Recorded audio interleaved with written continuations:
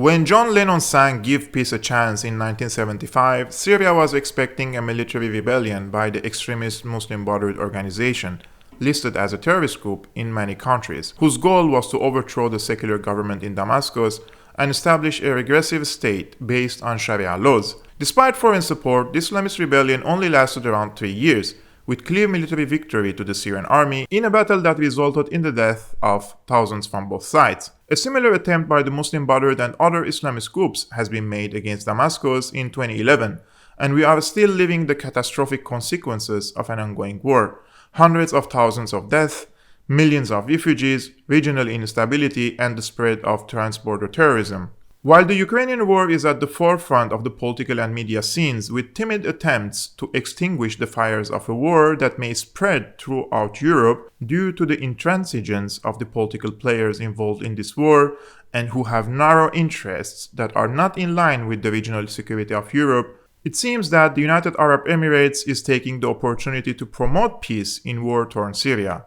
The American and European officials blame President Bashar al-Assad for what they call a brutal crackdown on peaceful protesters and refuse to admit the failure of the regime change war, which the CIA acknowledged that it has spent over $1 billion in a secret weapons supply and training program called Timber Sycamore in support of anti-Assad militant groups, which critics say one consequence of the program has been a flood of US weapons, including assault rifles, mortars, and rocket-propelled grenades, into the Middle East's black market, which raised concerns about diversion of weapons to jihadist groups, particularly the radical groups that are supported by Turkey and Qatar, such as Al-Nusra Front or Hayat Tahrir al-Sham. This policy failure and refusal to open a new page with Syria's Assad has pushed the country into a political stalemate and devastating economic situation. 90% of Syrians live below the poverty line, and approximately 12.4 million people, nearly 60% of Syria's population,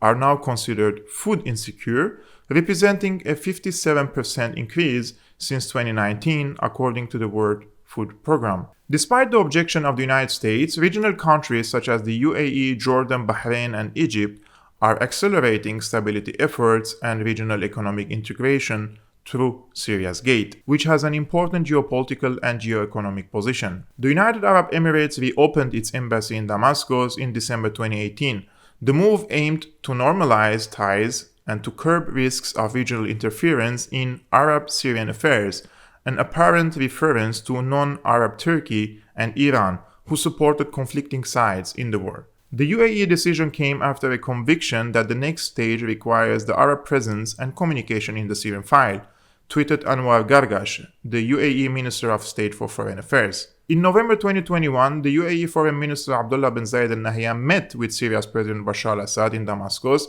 sending a clear signal that the Arab world is willing to re-engage with Syria's strongman in terms of economic investment and geopolitics. On top of that is containing the Turkish and Iranian influence in the region, eradicating the remnants of jihadi groups in Syria, and economic investments in energy and reconstruction sectors. On Friday, President Bashar al-Assad met His Highness Sheikh Mohammed bin Zayed al Nahyan, Crown Prince of Abu Dhabi, Deputy Commander-in-Chief of the Armed Forces in Dubai.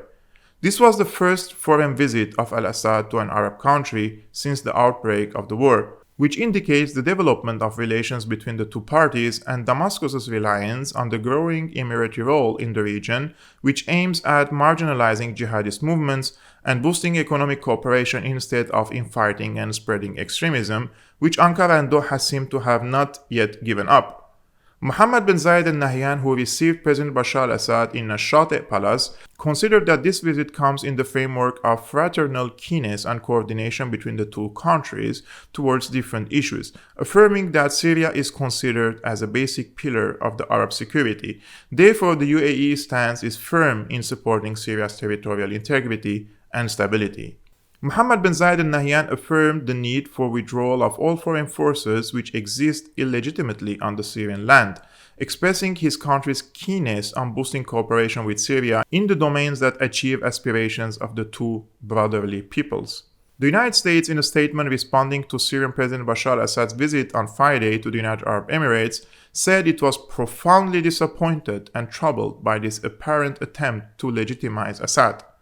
In this regard, the Bahrain-based regional director of the British Middle East Center for Studies and Research, Amjad Taha, criticized the position of the Biden administration and said, "The UAE continues to build bridges through dialogue with all parties. Your disappointment confirms the success of the visit," Taha added, indicating that the US doesn't want to reconstruct Syria and the Biden administration wants Damascus to be ruled by Aleppo's Taliban. It is noteworthy that the relations between the UAE and the United States aren't at the same level as it was the case under the Trump administration, especially after President Joe Biden designated the UAE's rival Qatar as a major non-NATO ally of the United States in January 2022, fulfilling the promise that he has made to Qatar earlier this year, the White House said. In an apparent discomfort with Biden's policies in the region, the Wall Street Journal reported this month that Saudi Arabia and the United Arab Emirates leaders aren't taking US President Joe Biden phone calls for weeks now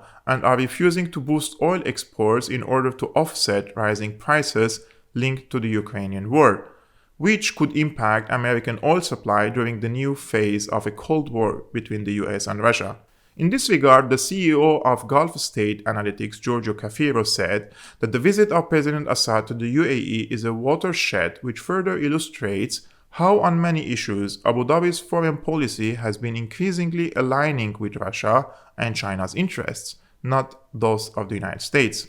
This current foreign policy approach of the UAE should be embraced by the EU, in our opinion, to restabilize the Middle East and give a chance for the people of the region to recover, reconstruct, and develop. Because through economic development and integration between the regional countries, poverty and radicalism can be eradicated, and hence further humanitarian and refugee crisis could be avoided in Europe as well.